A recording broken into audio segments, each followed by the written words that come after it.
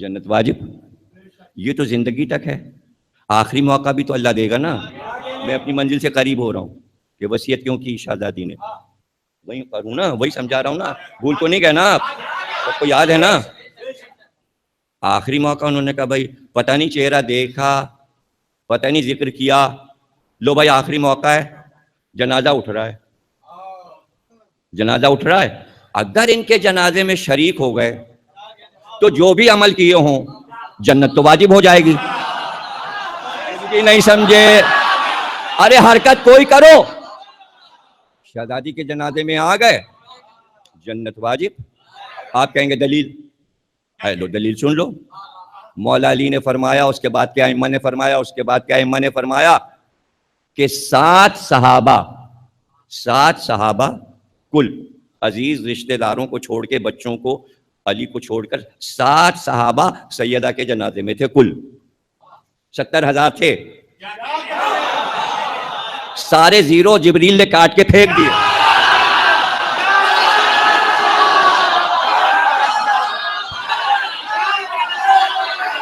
ارے آپ ہی تو کہتے ہیں زیرو کی کوئی ویلیو نہیں ہے،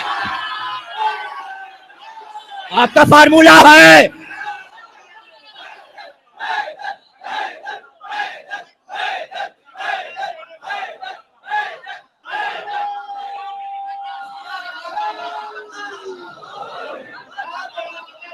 زیرو کو عربی میں کیا کہتے ہیں؟ صفر کہتے ہیں نا، ہے نا. علی نے یہ نہیں کہا کہ میں بے کے نیچے کا صفر ہوں، نقطہ اور ہے، صفر اور ہے.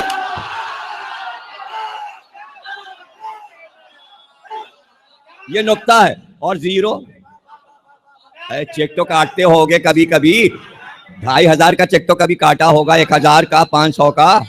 بغیر زیرو کے تو 500 کا چیک نہیں کٹا ہوگا. بچے کہا کرتے تھے آپس میں مذاق کر کے، تمہیں کتنے نمبر ملے؟ کانڈا ملا ہے.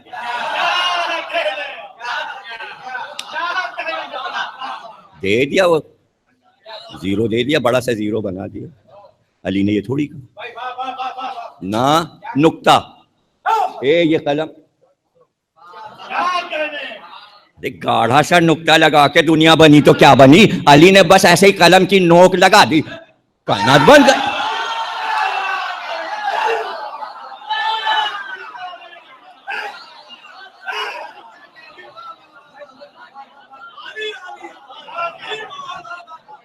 ان کا بھائی ہم نے تو پوری زندگی گزر گئی، تو اب غلطیاں تو ہو گئیں، اب پھر دلیل دینی پڑے گی کہ غلطیاں مانی.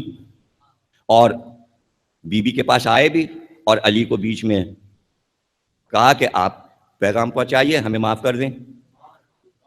یہ بھی بھیا سارے محدثین نے لکھا، نہ شیعہ نہ سنی، سب متفق. یہ جملہ تو سب نے لکھا. ہاں وہ سب سے ناراض تھی. روایت ام المومنین سے لکھی ہے بخاری مسلم نے کہ شہزادی ناراض تھیں. اب کیا کرے بھائی، صرف شیعوں نے تو نہیں لکھا ناراض تھیں. اب آپ اس کو اہمیت نہیں دے رہے ان کی ناراضگی کو، یہ دوسری بات ہے، لکھ دیا آپ نے. ہمارے ہاں ان کی ناراضگی کی اہمیت اس لیے کہ رسول کہہ چکے جس نے میری بیٹی کو ناراض کیا اس نے مجھے ناراض کیا. ہمارے ہاں تو اہمیت، ہم اس اہمیت کو سمجھتے ہیں. توجہ ہے نا. تو اب انہوں نے کہا بھائی معاف کر دیجئے. تو روایت یوں لکھی گئی کہ حالانکہ حجرے میں تھیں، گھر میں تھیں، دروازے کے سامنے علی نے پردہ ڈال دیا اور کہا کہ پردے کے پیچھے آ جاؤ اور اپنی بات خود کہو. میں نے تمہیں یہاں تک پہنچا دیا، اب بات تم خود کہو. تو کہتے ہیں کہ پردے کے پیچھے تھیں، اس کے باوجود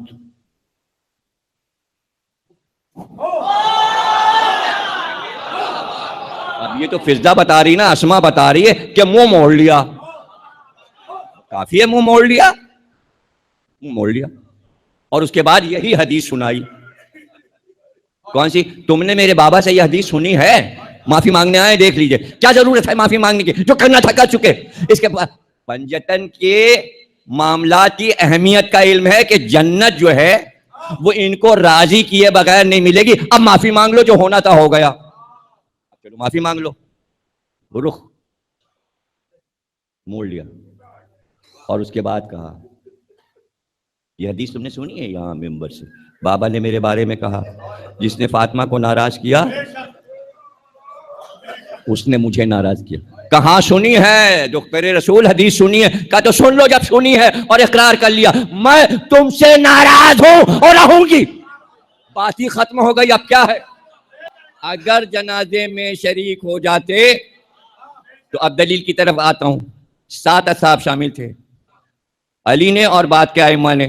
کہ وہ 7 جو زہرا کے جنازے میں شامل تھے ان کی برکت سے آسمان سے پانی برستا ہے اور زمین سے غلہ اگتا ہے.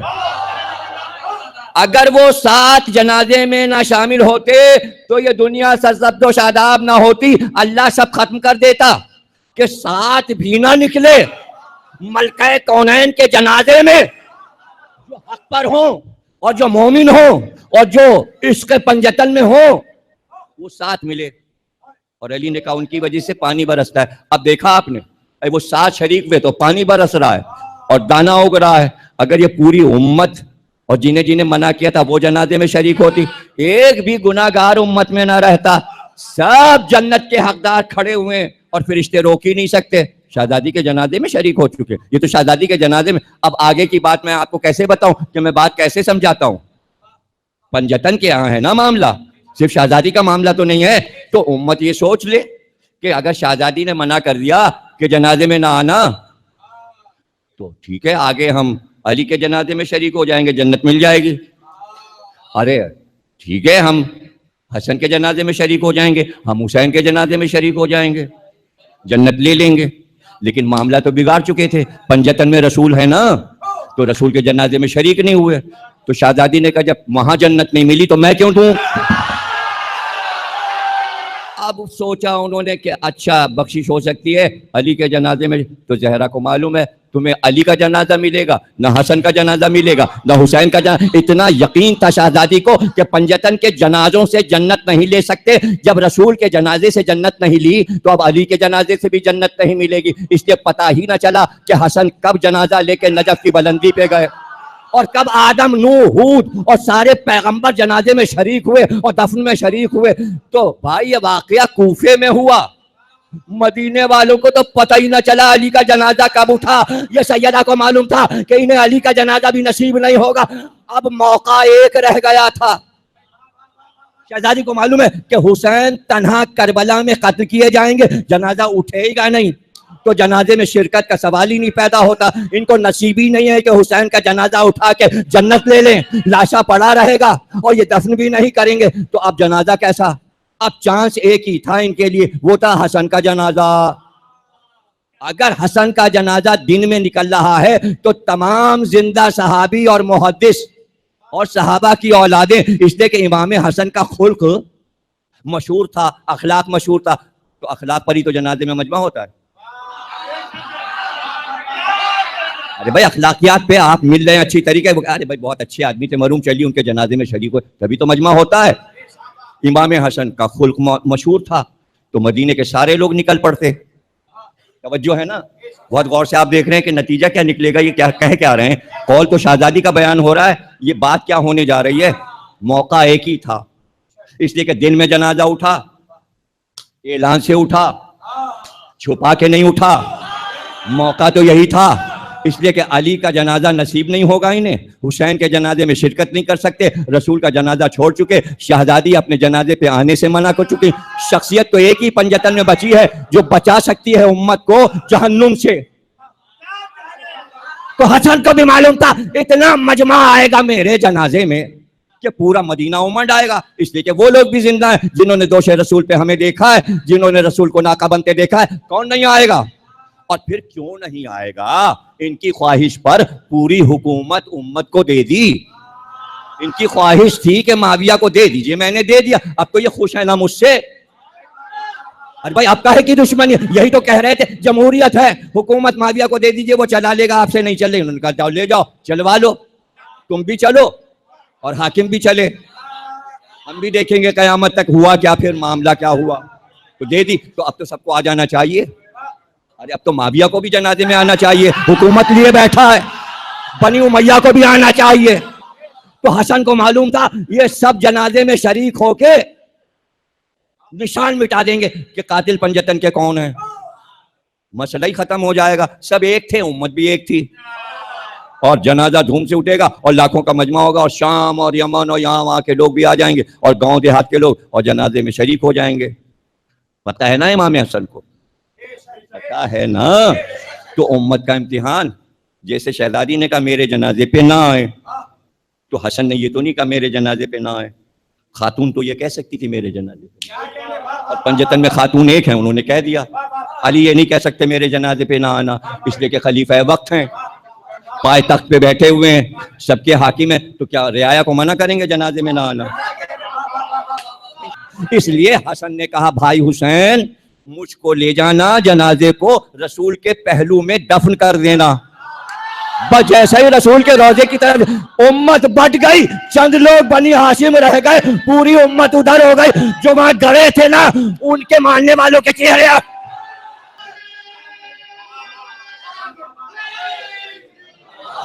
اور تیروں کی بارش شروع ہو گئی. جب تیروں کی بارش, نہیں ہم یہاں نہیں دفن ہونے دیں گے. آپ سمجھے حسن نے کیوں وصیت کی تھی؟ کچھ بھی نہیں سمجھے کہ یہ وصیت کیوں کی تھی. اچھا کوئی روک سکتا تھا؟ کوئی روک سکتا تھا؟ وصیت کچھ اور بتا رہی ہے, نہ کرتے وصیت, خود حسین اپنی مرضی سے لے جاتے. حجرہ تو ہمارا ہے, حجرہ تو ہمارے باپ کا ہے, حجرہ تو ہمارے نانا کا ہے.